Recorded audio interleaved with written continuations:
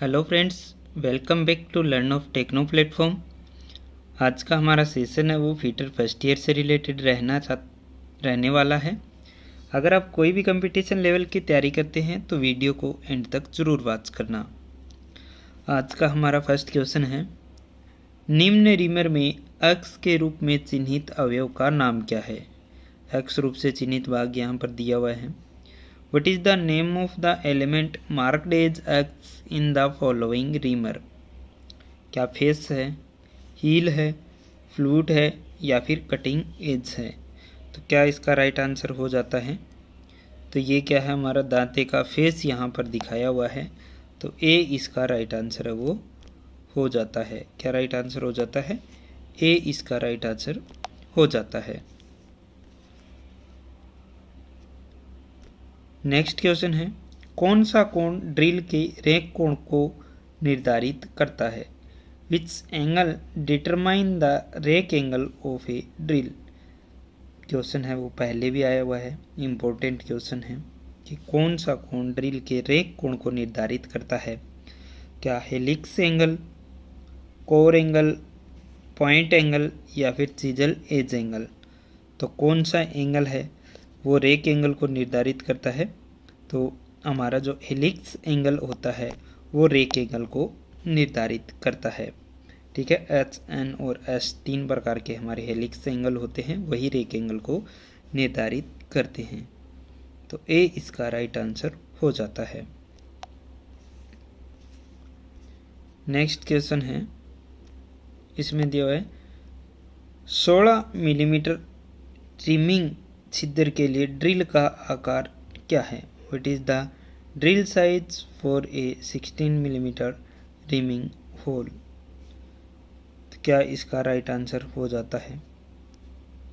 तो यहाँ पर क्या है, हमें इसका अंडर साइज और ओवर साइज नहीं दिया हुआ है, तो इस क्वेश्चन को हम नहीं करेंगे।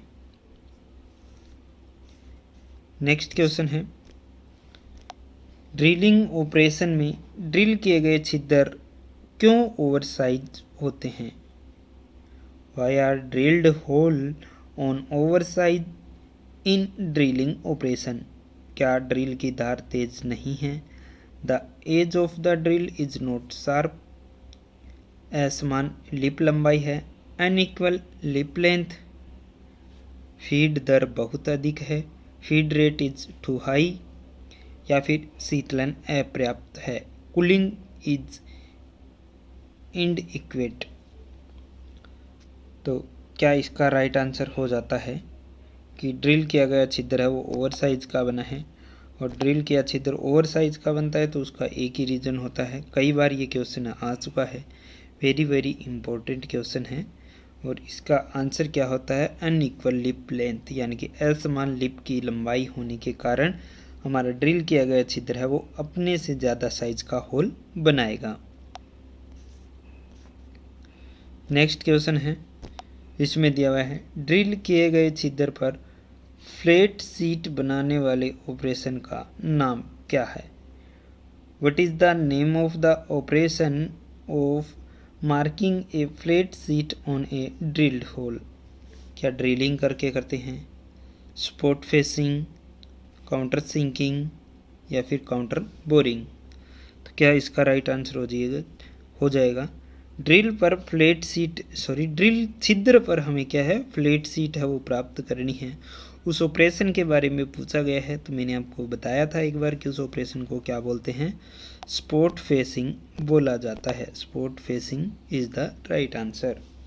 यानी कि जो ड्रिल करते हैं तब क्या होता है कि ड्रिल होल के किनारों पर बर्फ वगैरह आ जाती है, उसको साफ़ करने के लिए, किनारों को समतल बनाने के लिए, ताकि वहाँ पर वाशर आसानी से बैठ सके, तो इसके लिए हम क्या करते हैं, स्पॉट फेसिंग ऑपरेशन करते हैं।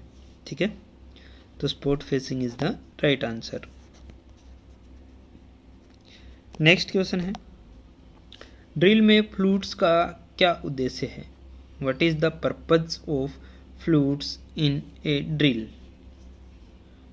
चिप्स को बाहर निकालना, टेकिंग आउट द चिप्स, वजन कम करना, लॉस वेट, लागत कम करना, रिड्यूस कॉस्ट या फिर गति बढ़ाना। Increasing speed. तो ड्रिल में फ्लूइड्स बनाने का जो मेन रीज़न है वो हमारा क्या होता है कि चिप को बाहर निकालना होता है और कूलेंट को कटिंग एज तक पहुंचाना होता है। ठीक है, तो क्या राइट आंसर हो जाएगा? Taking out the chips is right answer. Next question है, थ्रेडेड होल वाले छिद्र पर उपयोग किए जाने वाले काउंटर सिंक टूल का कोण क्या है? थ्रेड होल वाले छिद्र पर उपयोग किए जाने वाला countersink tool. What is the angle of countersink tool used on a threaded hole? तो क्या इसका राइट आंसर हो जाता है?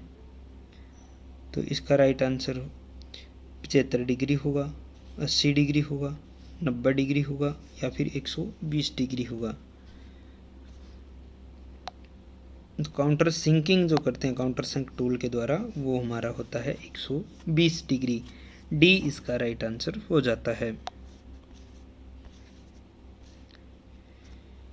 नेक्स्ट क्वेश्चन है, बाहरी चूड़ी के ब्लैंक साइज की गणना करने का सूत्र क्या है? यानी कि डाई द्वारा अगर हम चूड़ी काटेंगे तो उसके लिए ब्लैंक साइज की गणना करने का फॉर्मूला क्या है? What is the formula of calculate blank size of outer thread? क्या डी माइनस पी बटे 10, डी प्लस पी बटे 10, डी इंटू पी बटे 10, डी डिवाइडेड बाई पी बटे 10? तो क्या इसका राइट आंसर हो जाएगा? तो डी माइनस पी बटे 10 is the right answer. D मान लो कि डायमीटर माइनस पिच, जितनी चूड़ी की पिच है उसको 10 से डिवाइड कर देंगे और वो जो हमारा रोड साइज है उसमें से घटा देंगे तो हमारा क्या है ब्लैंक साइज निकल कर आएगा। जिस साइज की चूड़ियाँ काटनी है वो साइज हमारा निकल कर आएगा कि रोड हमें कितने साइज का रखना है। तो ए इसका राइट आंसर हो जाता है। नेक्स्ट क्वेश्चन है, निम्न डाई का क्या नाम है? What is the name of the following die? Die यहाँ पर दिखाई गई है, क्या स्प्लिट डाई है, हाफ डाई है, सॉलिड डाई है या फिर एडजस्टेबल स्क्रू प्लेट डाई है? क्या राइट आंसर हो जाएगा? फटाफट से आंसर दीजिए चित्र में देख के। डाई का नाम यहाँ पर पूछा गया है तो किस प्रकार की डाई है ये हमारी? तो क्या इसका राइट आंसर हो जाएगा? ये 2 टुकड़ों में आधे आधे बनी होती है यानी कि हाफ डाई होता है और बी इसका राइट आंसर हो जाता है। नेक्स्ट क्वेश्चन है, किस प्रकार की चूड़ी के रूट और क्रेस्ट अर्धवर्त बनाते हैं? रूट और वर्त क्रेस्ट है वो अर्धवर्त बनाते हैं। Which type of thread has its root and crest forming a semi circle? तो क्या एक में थ्रेड होती है, स्क्वायर थ्रेड होती है, नक्कल थ्रेड होती है या फिर ट्रेपेजोइडल थ्रेड होती है? तो क्या इसका राइट आंसर हो जाता है? तो जिसके रूट और क्रेस्ट दोनों अर्धवर्ताकार पोजीशन में हो वो हमारी नक्कल थ्रेड होती है। सी इसका राइट आंसर हो जाता है। आज के वीडियो में बस इतना ही। वीडियो अगर आपको अच्छा लगा तो अपने फ्रेंड सर्कल में शेयर करना ना भूलें। Wish you all the best.